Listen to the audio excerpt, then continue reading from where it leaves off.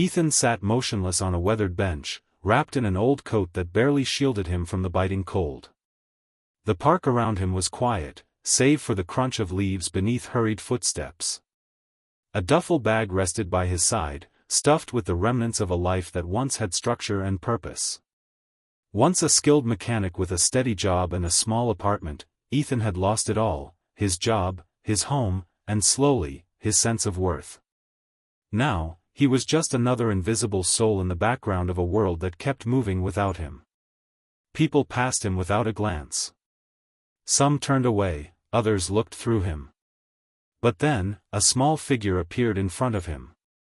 A little girl, no older than 7, stood holding a peanut butter sandwich wrapped in a napkin.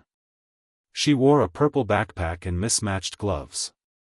Her eyes met Ethan's, and she smiled, not out of pity, but with a kind of innocence that cut through the gray fog in his mind. She held out the sandwich.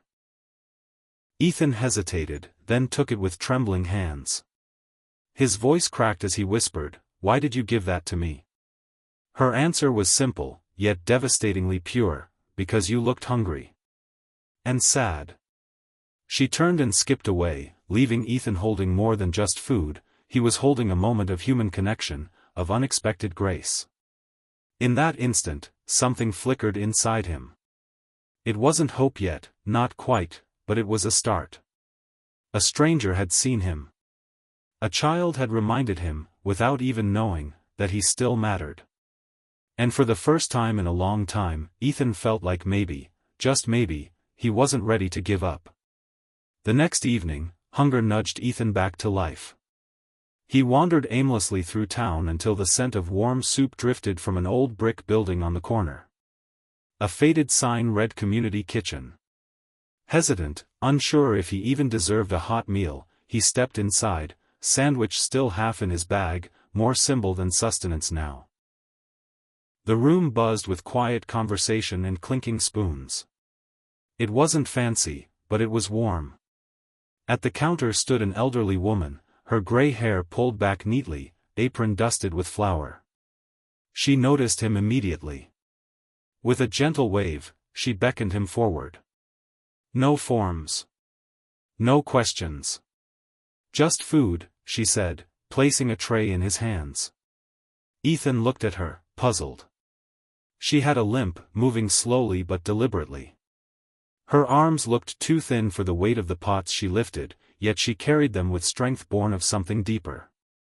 She moved between tables, greeting everyone like family, sharing soft laughter and quiet nods. After dinner, as he lingered near the doorway, Ethan finally asked, "Why do you do this? Why keep coming back, every day?" Mrs. Carter paused, her eyes warm but distant, as if she were looking through time itself. She leaned closer, voice low, almost reverent. "Because once, someone did it for me," she said. "And I never forgot." Her words settled into Ethan like warmth after a long freeze. He didn't know her story, but he felt its weight. And for the first time in months, he didn't feel ashamed. He felt human. And in the kindness of a quiet stranger, something long dormant in him began to stir, a flicker of worth, a whisper of purpose.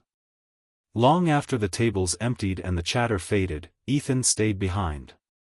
It started with a simple offer, "Need help cleaning up?" Mrs. Carter smiled and handed him a towel. From then on, it became a rhythm. Every night, he wiped down tables, swept floors, stacked chairs. But he wasn't there for food anymore. He was there for something he couldn't quite name. He began to notice things. The older man who always saved half his meal for his dog outside. The single mother who divided one bowl of soup between herself and her daughter. The lonely war vet who sat near the window, whispering to ghosts. They all had stories. Quiet, aching, unfinished stories. And Ethan began to listen. Mrs. Carter told him bits of her own life, how she'd lost her husband, had no children, and built this place from her grief. "I can't save everyone," she once said, "but I can feed them.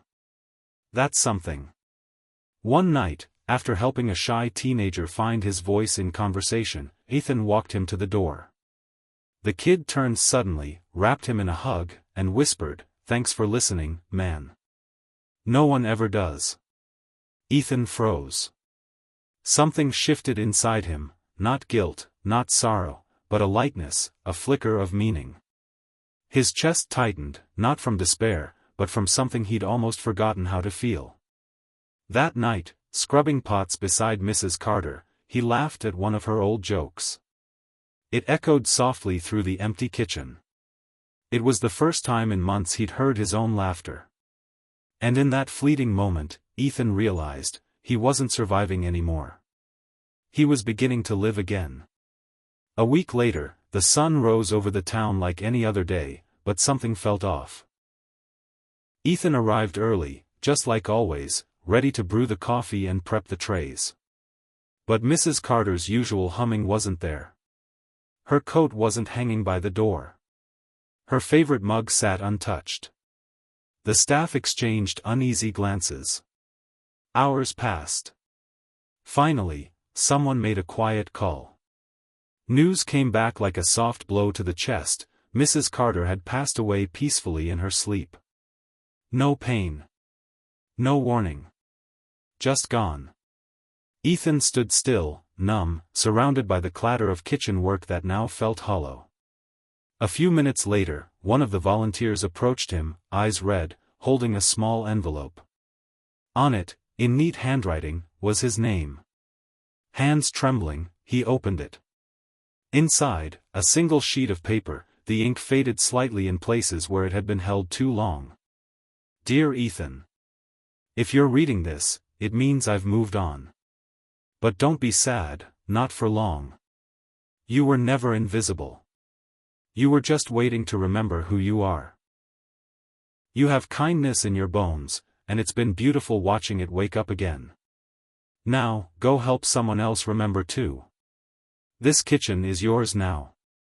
Feed hearts, not just bellies. Love. Mrs. Carter.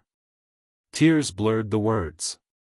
Ethan clutched the letter to his chest and let himself cry, truly cry, for the first time in years.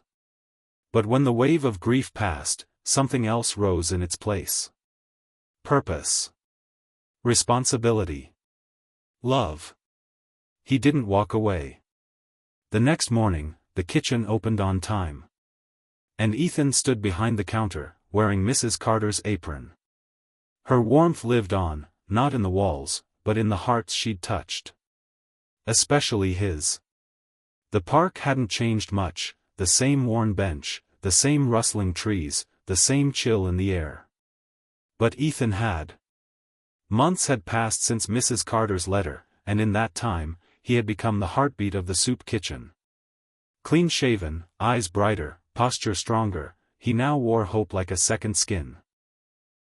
He'd launched the Carter Project, a local outreach program that served hot meals in shelters, handed out care kits, and more importantly, listened. Really listened. Just like she had. On this quiet afternoon, Ethan sat on that same old bench, a paper bag resting in his lap. He often returned here, not out of sadness, but gratitude. It reminded him where it all began.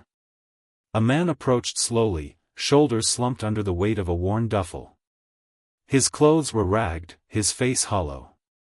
He sat down beside Ethan without a word, eyes red with tears he was too tired to hide.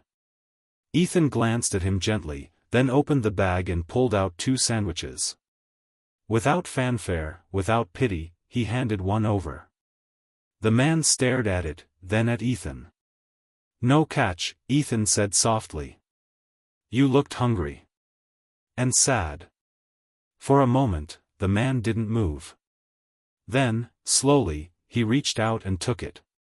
Silence passed between them, but it was full. Full of understanding, of shared pain, of unspoken grace. As they sat side by side, the camera would fade out slowly, the world still moving around them. Final narration. Sometimes, when life feels pointless, all it takes is a stranger's kindness to remind you, you matter more than you know. And with that, the story came full circle, not just Ethan's story, but the story of every soul who's ever needed to be seen. This story is not just about Ethan. It's about all of us, the invisible battles we fight, the silent aches we carry, and the tiny moments that have the power to change everything. From a simple sandwich offered by a child, to the quiet strength of an elderly woman who chose compassion over comfort, each act of kindness lit a spark in someone else's darkness. Ethan's journey from despair to purpose reminds us that healing doesn't always come in grand gestures. Sometimes, it comes in the form of being seen, being heard, or simply being fed with love. When life felt pointless, Ethan found meaning not in what he received, but in what he gave. And in doing so, he carried forward the legacy of Mrs. Carter, proving that one kind heart can ripple through 1,000 others. So if you're feeling lost, if the weight of the world feels too heavy, remember, your story isn't over. You still have time to be someone's reason to hope. Because no matter how broken you feel, there's always a seat at the table. And sometimes, offering a sandwich can heal more than hunger, it can heal hearts. Including your own.